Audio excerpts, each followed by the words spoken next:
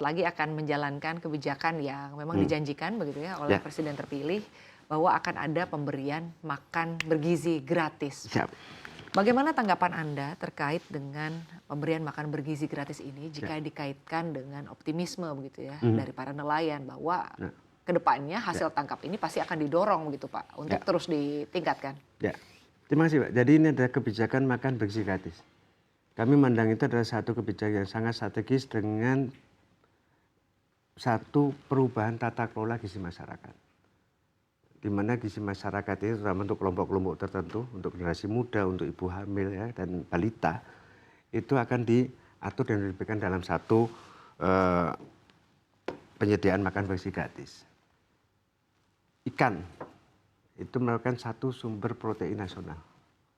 Ya. Ini akan menjadi satu kesempatan kita semua, kita akan bicara bagaimana hasil perikanan menjadi bagian utama penyediaan protein nasional. Nah, ikan itu dari kami sangat berharap bahwa ini menjadi satu kekuatan baru, satu kekuatan bahwa pemanfaatan protein dalam negeri itu berbasis ikan. Ya. Dan ini salah satu bahwa ikan akan mencerdaskan anak bangsa untuk mewujudkan generasi emas tahun 2045, ya, cita besarnya melalui program bersih gratis sebagai toolsnya, ya kan, sebagai cara menuju ke sana, ikan didorong sebagai protein. Nah, ikan ini ada satu bisa kita konsumsi secara segar, langsung diolah para ibu-ibu kepada keluarganya dan semuanya, atau kita ketika ke kantin dan semuanya. Yang kedua, kami sudah bergerak lama bahwa ikan ini diolah sebagai hasil olahan seperti bakso, seperti sosis dan semuanya. Ketika mengkonsumsi itu adalah bisa didapatkan. Ketiga, masyarakat kita sebagian, tantangan lain, itu adalah kadang mempunyai kendala psikologis atau kendala apapun untuk mengkonsumsi ikan. Entah itu dari kesibukan durinya, entah itu dari baunya dan semuanya. Maka pada waktu tahun 2017, para peneliti bioteknologi Indonesia itu melakukan kegiatan penelitian bagaimana menghasilkan ekstrak protein ikan yang sekarang dikenal dengan HPI ya, tahun 2017. Perkembangan berikutnya menghasilkan satu produk turun lagi adalah minuman berprotein berbasis ikan. Saat ini sedang ramai dikenal dengan susu ikan itu. Nah itu bagaimana tuh Pak susu ikan ini bicara mengenai Ya, gizinya begitu ya Pak? kalau gizinya ya Mbak, jadi kalau pembelian komparatif yang ada bahwa susu ikan ini mengandung satu omega 3, DHA dan semuanya itu adalah komponen pembentuk sel otak ya, untuk memberikan kecerdasan.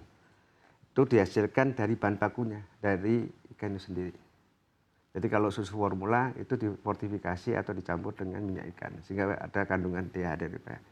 Dan kemudian yang kedua adalah susu ikan ini karena bukan dihasilkan oleh binatang yang berkelenjar ya, yang selama ini mungkin juga dikenal salah satunya adalah bagian laktosa ya, Iya. karena ada yang intoleran di situ. Ini adalah laktosa free. Jadi ini mungkin jadi alternatif begitu, Alternatif alternatif satu lain penguat ya. bagi Ya. mungkin anak-anak juga begitu ya Pak ya. Ya. Pak Anda sendiri melihat apa yang menarik Pak dari susu ikan ini sehingga susu ikan terpilih begitu menjadi salah satu alternatif baru ya selain Ya. daripada kalau kita lihat sekarang ini sudah ada susu almond, susu Mhm. beras juga ada begitu Ya. Pak ya, Mhm. dan juga susu sapi. Ya. Apa keistimewaannya nih Pak dari susu ikan ini? Keistimewaan satu adalah kandungan proteinnya, Mbak. Memang waktu itu adalah di tahun 2017, satu ide besarnya kenapa diteliti mencari ekstrak protein ikannya adalah bagaimana kemandirian protein nasional. Ya kan? Digali dari ikan yang segar, ikan olahan, dapat alternatif apa lagi? Salah satunya adalah ekstrak protein. Ekstrak protein ini kemudian dilakukan secara metode hidrolisa, maka dikenal produksinya adalah HPI, hidrolisat protein ikan. Jadi hidrolisat ikan sebagai bahan baku untuk turunan-turunan yang lainnya. Sekarang sudah dimanfaatkan untuk susu ikan yang sudah kita kenal. Paralel kita melakukan juga kepada para untuk siswa, untuk anak-anak sekolah, itu fortifikasi bahan baku HPI kepada bahan baku makanan.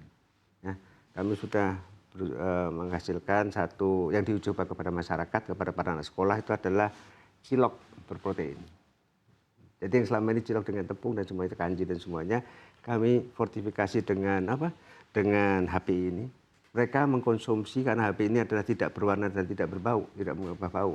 Maka tidak sadar ya, mereka sudah mengkonsumsi protein. Kenapa itu harus kita lakukan? Kita bicara tentang kecerdasan, tentang generasi yang tangguh, generasi Indonesia emas. Kita harus siapkan dari sekarang ya. Nah, salah satunya adalah tantangan kita. Asupan protein masyarakat tercatat di PPS tahun 2023 itu adalah 62,3 gram per kapita per hari. Kalau di benchmarking dengan negara-negara ASEAN, kita masih di bawah. Di bawah Kamboja, di bawah Filipina, bahkan jauh di bawah Vietnam yang 94,4 gram per kapita per hari. Sebetulnya kalau Indonesia itu menjadi negara yang generasi emas, mungkin kalau kita benchmarking dengan negara maju, negara-negara yang sudah industri, itu asupan proteinnya itu adalah sudah di atas 100 gram per kapita per hari. Nah, upaya ini kalau menjadi satu pemikiran bagaimana kita sekarang melakukan kegiatan, nanti ke depan ada program bergizi gratis, maka asupan protein menjadi satu tantangan. Kita perjuangkan satu bahwa protein ikan diharapkan, dan kami berjuang dan kita harus berjuang bersama dan harus melakukan produk asli Indonesia untuk meningkatkan asupan protein hewani melalui protein ikan. Ya. Selain juga penting untuk perkembangan otak, perkembangan tubuh dan semuanya, ini juga akan mensejahterakan kehidupan para nelayan. Ya. Maka ini menjadi kesempatan satu gayung bersambut menuju generasi emas dengan program makan bersih gratis. Kita sediakan protein ikan sebagai satu protein bangsa, ya. Kemudian ini adalah menyediakan satu multiplier effect-nya banyak sekali. Terkait dengan kesejahteraan nelayan yang selama ini pastinya di daerah-daerah itu akan menjadi Karena kan terjadi peningkatan permintaan ya Pak? peningkatan permintaan, dan sekarang kalau 100 gram dalam 1 minggu itu adalah protein bersumber ikan, ya. Dengan rencanakan katakanlah 82 siswa atau apapun di situ, ya, itu akan menjadi satu peningkatan multiplier effect, pembelian ikan akan sangat tinggi. Contoh hanya 100 gram, tapi kali sekian yang harus disediakan. Ini adalah kesempatan, ya. Memang ini adalah sumber protein banyak, ada yang dari daging, dari telur dan semuanya. Nah, variasi ini kemudian ikan masuk menjadi satu bahan protein dan itu adalah dihasilkan oleh para nelayan kita sendiri. Kenapa tidak di situ? Nah, tanggung jawab kami atau tugas kami itu bagaimana mendorong supaya kualitas dari tangkapan, kemudian bagaimana nanti diolahnya. Jadi para pelaku usaha pengolah ikan, selama ini kami lakukan pembinaan dan kami lakukan satu penerbitan sertifikat kelayakan pengolahan.